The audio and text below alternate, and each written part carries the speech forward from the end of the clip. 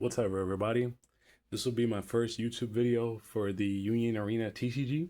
I'm bringing you my first deck profile for a blue Sword Art Online ALO Affinity deck.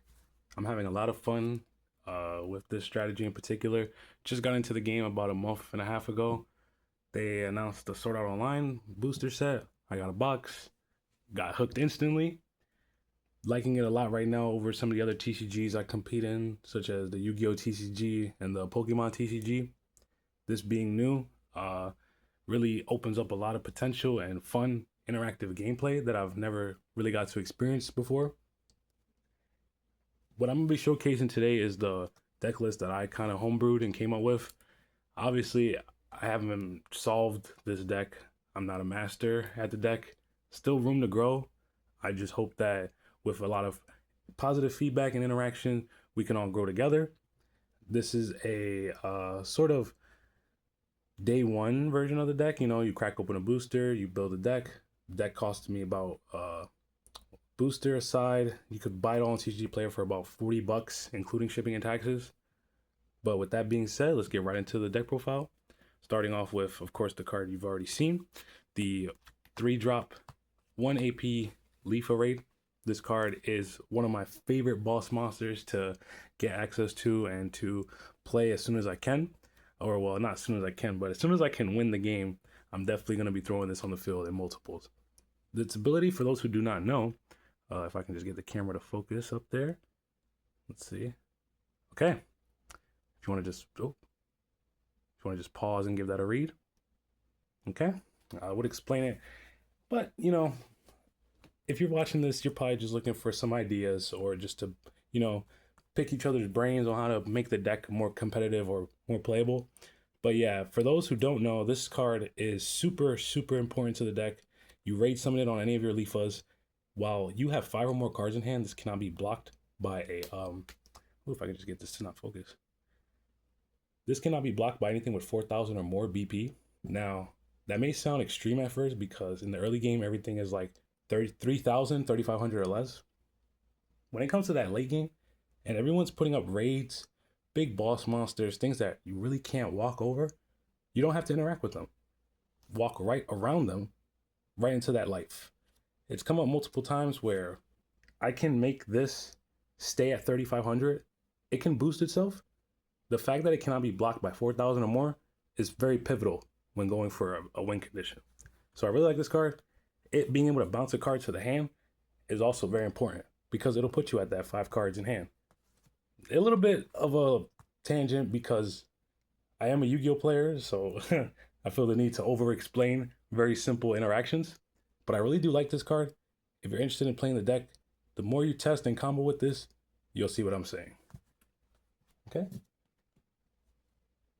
Next up, we have the Sakuna. Yeah, this is literally just supposed to be a proxy. Don't mind Kirito. He has Nullify Impact, but you know, he's kind of a little guy. What's important about this one is that she has the draw trigger. When you hit it in the life, flip it up, draw a card. Very important. This deck plays about 10 non-triggers. So we want to kind of keep that to a minimum. That's why I really like Sakuya. A blue ALO, she's searchable. She has synergy with the Leaf Array. You can get her off of Land of the Fairies. Very good 0-drop to have. This is not Kirito. This is Sakuya. Yui. Leafa. More zeros. All really tying in together the strategy so that you can open playable as often as you can. More draw triggers, more cycling through the deck. Get to hand, really good.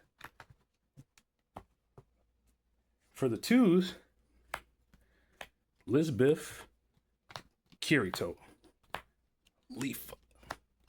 This is, well, it's a proxy. We're just gonna do that because it has the color trigger. Okay. So Lisbeth is a cool 2-drop on-play draw card, not once per turn. For those of you who know, you know. So I have combos where I can put this back in hand, summon it, get 2 free draws. I drew a card for turn. I have 3 new cards in hand that I can play with. Really advantageous, really simple effect, but very good. This is a double generator.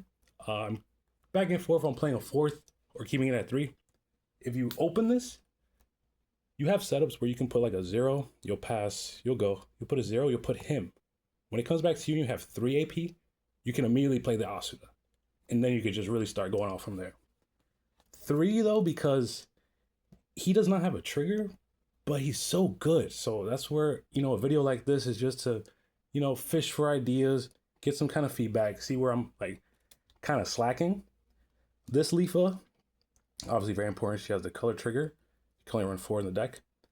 When played though, she gives any character, including herself, you cannot block this character with 3,000 or less.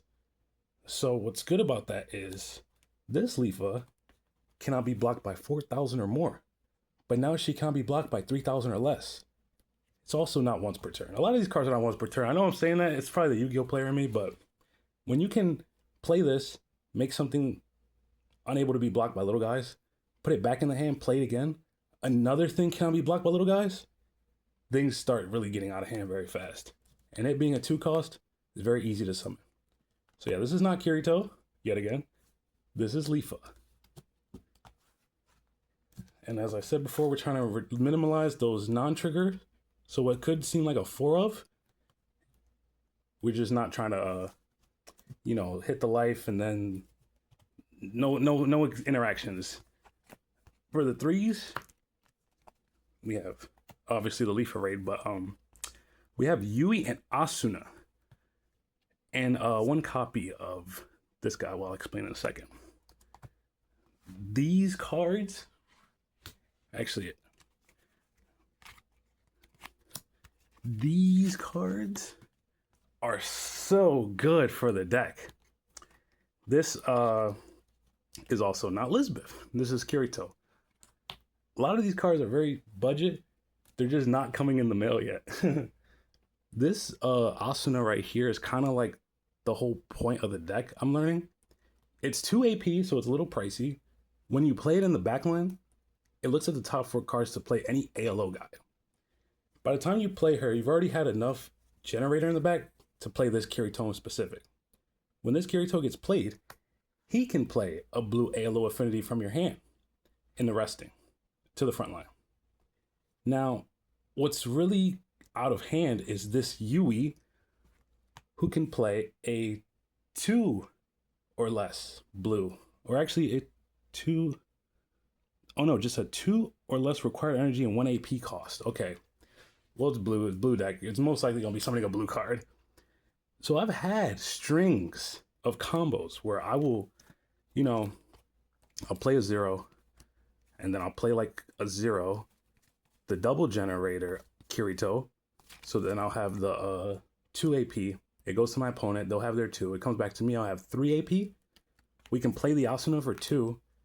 Hit the Kirito, because now we have the double generator. We'll have the 2 zeros next to it to play Kirito. Kirito could then play the Yui, and then Yui could play, let's say, Leafa from the hand. And that was all just off the strength of 1 Asuna. It's a lot of RNG manipulation in there, but the potential is astounding. With the last AP, you could then, use Asuna Sandwich, because you have so much of the generator. If you happen to hit a Leafa or already have a Leafa, you could then raid summon. You could untap the Yui you played with Kirito to get Asuna back, or another small energy generator. And it's just like so much adding back to hand, playing from the hand, cycling through the deck. As a Yu-Gi-Oh player, this deck right here is a very smooth transition into Union Arena. Very simple, very swarmy. For those of you who like board presence, this deck is all centered around board presence. Once the board presence start getting chipped away by, Demon Slayer swords and Starburst streams and, things of that nature, that's when things start going a little left. Yeah, the one of Eugene, there's an argument to not play this because he quote unquote doesn't do anything. What I like about him though, he just fits with the strategy. You can, like I said before, because this really is the main combo of the deck, it feels like. You play Asuna, you play Kirito, then Kirito can play Eugene. If you happen to raid Leafa, Leafa could untap Eugene. Now we look how many swings we have. We have a 4K. This guy will gain 500 BP when you have 5 or more cards in your hand. And we had to bounce something to give him the unrest and another 1,000 BP. So this is essentially swinging 5,000 active. If this has 5 or more cards in hand, cannot be blocked by 4,000 or more. So it's kind of like you're swinging for 4,000, you're swinging with 5,000. Maybe they'll let those hits go through, but if they have a 4K guy, they can't block. Or if they use a boost trigger, it still cannot block this girl. So it's kind of like you're getting in a lot of free damage off the strength of just one Asuna. And you know, not everything that shines is golden. I've had, you know, sour excavations or things not really going my way, but that's all about play testing, you know? Sooner or later, things will just start to work. It's just card game things. We got 2 Land of the Fairies. This is not a bad card. It does have the trigger for draw, but it's not a monster or a character. So it'll add your 2 ALOs, which, you know, we're really looking for this girl because she'll play all the smaller ones from the hand. We're looking for this girl because she's the whole point of the deck. And then we need this boy because he summons everything from the hand. This one's hit or miss. There are 4 copies of it in the deck, but I don't know why, but I always have multiple. So I'm always either sidelining one or immediately playing it as soon as I can. So that's where it's like this card doesn't establish a generator. It does search the raids, but that's literally why it's at 2, because it doesn't establish a generator. Unlike this card, World Tree. This is so bananas. For whatever reason, I don't know if anyone knows this, you can actually choose a character on your field or your opponent's field. Why would I want to choose something on my opponent's field? Well, you see, there's 2 cards in here that are concerned with BP manipulation. The Leafa, obviously, 4K or more cannot block this. This girl says 3K or less cannot block this. So as soon as you put something from 2,000 to 3,000, already it cannot be blocked. You know, someone's putting up small bodies so they can block a 2,500, a 2,000, anything of that nature becomes 3,000 because of World Tree. You can't block it now. So now it's you're finding win conditions from thin air just for playing your deck. I've had times where this has been played multiple times. I've had opponents at 1 life walling up with like 3Ks and less. I'll just slam this on the playmat, attack for game. So that's where World Tree is insane. It can give your guys 1,000. It can give their guys 1,000. It's a double generator. It puts cards back into your hands so you can play it again. This on the follow-up is also outrageous because whatever you just played, namely the Asuna or the Kirito's or what have you, you can then bounce them back. You still have 3 AP. You can tap 1, play your guy, get an effect to play from the hand, maybe raid summon Leafa, bounce back again, maybe use that final AP to play that card again. So much going on in this deck. Last but not least, the Aerial Flight. One of my favorite, we call these kill spells, like Raigeki, because it's a 3 cost. So very online, very early. It also has one of the more interesting effects where you choose a character with 1,000 or less BP to sideline it. But you add 500 BP for each card on your field with the ALO affinity plus each card in your hand. Insane. So this is like a 3 cost killing anything with 5,000 or less BP. Madness. Asuna Sandwich to round it out. And then, yeah, like I said, the one of, I think the one of was already in there though to make it 50. Let me check. Yep. Okay. So yeah, this right now is the current iteration of Blue ALO that I have. I'm really liking it. It's very simple.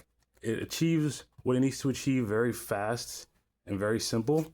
I've had, of course, bad hands where, you know, not everything goes as planned, but that's where you supplement that with alternative win cons. You know, this guy's still 4,000. this girl can dig for sites like the World Tree or still search for any character. It doesn't have to be ALO. It could be a raid. It could be this guy. So yeah, I'm really liking this deck, and it's very budget friendly. And maybe I didn't have to buy a box to get interested in this deck in particular, but I was hooked instantly when I saw that this raid was less than $1. That's gonna be it for right now. I would love to hear you guys' thoughts and opinions, and hopefully we can connect and improve together. Thanks, guys.